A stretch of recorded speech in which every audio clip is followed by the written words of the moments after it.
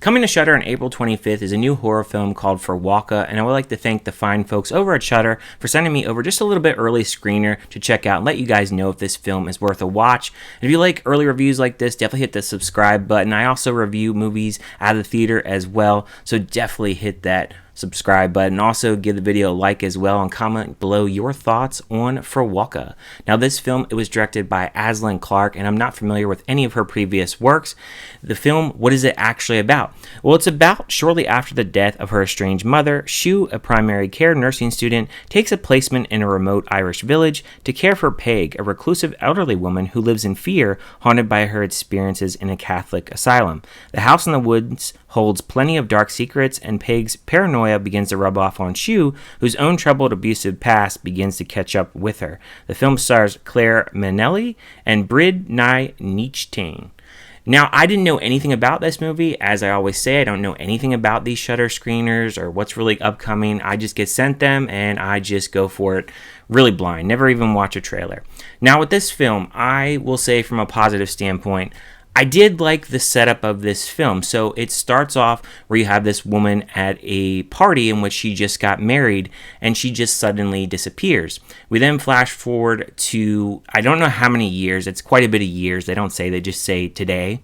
So I'm not really sure how many years it is. And you have this woman who is singing and then all of a sudden decides that she's going to hang herself and she kills herself. Then we flash forward to our main character named Shoo, who is a primary care nurse, and she is getting shipped off to going to see this woman named Peig. Now, in the beginning of the movie, when we see the woman that was actually apparently kidnapped, that was Peig in her younger years. So you have this woman, Shoo, who her mom just passed away because she hung herself. So they've had some tragedies in their past. So they share those kinds of tragedies.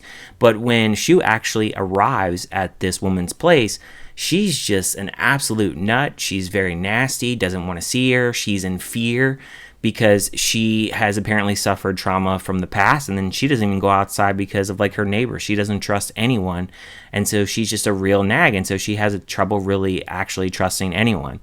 So on that front, I like the setup right there. I think the movie, it is shot fine. I think there's a lot of cool shots in here. I like the little Irish town. I think some of the cinematography outside, some of the outside shots are pretty good, and it has a mix of daytime and nighttime shots, so I definitely appreciated it. The acting is fine between the two ladies here. I think both of them, like, they play off well with each other, and they both have their issues, so they have some relatability in each other's past, so you really see that as the film kind of goes along. The score here, it definitely elevates in certain aspects of the film. I think at times it really does help, the film kind of move along in certain aspects. There's a lot of symbolism in this film. There is this red door that really reminded me kind of like The Shining a little bit. Like, they showed this hallway shot and I was thinking, oh yeah, this looks like it's influenced a little bit from The Shining, although the movie has nothing to do with like how The Shining goes. I just kind of was reminded of The Shining just with that kind of shot. There is a lot of religious type of elements in here. You have this red cross that is utilized quite a bit within this film and showing like a lot of shots of that. There's a goat that is utilized as well, and there's definitely some things that really tie back to religion within this film that they kind of sprinkle into the film. So they're showing like a lot of symbolism within this film, and I enjoyed that, especially when they kind of throw in the score there. Yeah, it kind of hypes up the film a little bit, and I enjoyed those little aspects when they're actually there. My problem with this film is there's certain elements, I would say, that are interesting. Like, there is certain things with this, I guess you want to call them like a cult that this woman Peig had to actually, face when she was younger, and so that's created her fear of what she's actually dealing with now, being an older lady and then being kind of sick as well.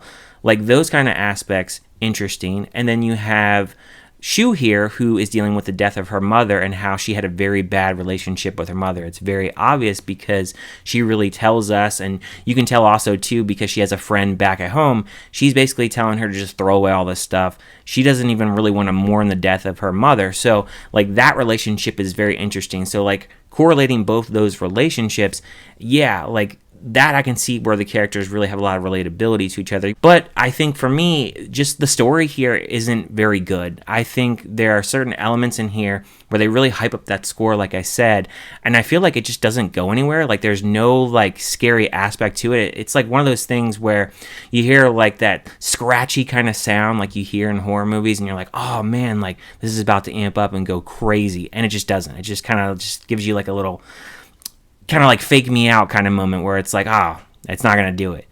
It's not a scary film by any means, though it has some symbolism, like I said, that does relate to other horror films. But I think for me, like this film, it just moves at a snail pace. I honestly think like a snail could beat this film in a race because it is extremely slow. It's extremely heavy dialogue with both these main characters. And not to say that there isn't certain aspects where it could be a little bit interesting, but at the same time, this is not a film that is progressing at a fast rate or giving you like a lot of like scary visuals. Like you'll have like a score aspect where like that's pretty cool, and like I said, it fakes you out and just doesn't really go for it. And I think that's where this film, it kind of lost me, because I felt like this film had a lot of potential to be something really cool. And I felt like as we got to the third act, it tries to go into this artsy metaphoric type of thing, and I kind of thought that's where they were really going, especially with that red door that I pointed out, because that does play an effect in this movie and where it's actually going.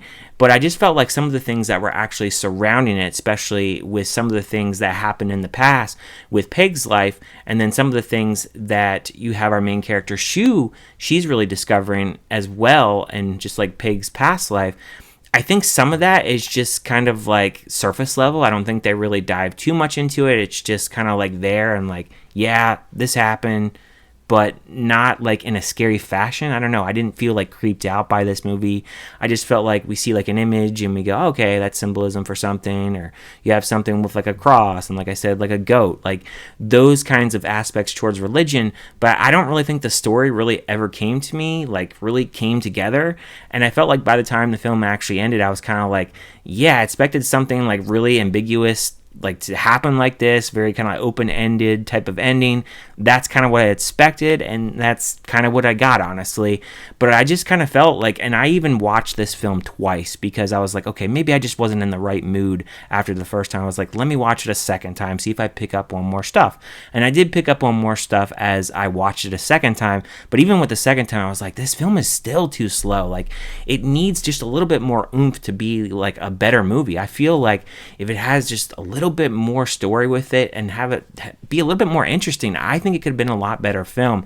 And to me, it just like really wasted potential. And because it really moves at a snail pace, I just can't say that I really enjoyed it all that much, but I enjoyed aspects of it. And I hate that, because when I see so much potential in a film and a potential to have like a better story, I do think, you know, like I'm really bummed out by it, because I really feel like this kind of story, I feel like there's a lot you can really do with it. And I felt like there's just kind of like little sprinkles of ideas, a lot of symbolism, metaphors, that kind of thing. But at the same time, like, it's just not a strong narrative. It's not a strong story. And I think that's really what's going to kind of make or break this film. Do you care about like an ambiguous kind of film that doesn't really fill in a lot of the gaps and holes, and just kind of like left like wondering like, okay, like what did I actually just watch? Because I have questions after watching this. That's kind of how I felt after watching it. So as far as the score, I would give it a 2 out of 5. I think mainly because I think how it's shot, I think the score is done well, and I think like acting is pretty good. And I caught a little bit more onto the story the second time after watching it. And that's another thing too. You have to be in the right mood to watch this. If you're not into watching a really slow burn film, and also the fact that this is in another language as well, you have to be ready to like read those subtitles to get like little gist of certain things that each character is saying. So if you miss like one little thing, you're going to miss certain elements of the film. So you have to pay attention in this film to really get everything really going as far as like connecting everything. And even then, I still think the way that it was kind of ended up towards the end, I still didn't really get where they were really going with it. So with those thoughts in mind, what did you guys think about Frewaka? Did you like it? Did you hate it? Did you just think it was kind of meh? Leave any and all comments down below. Thank you guys for watching, and I will see you guys next time.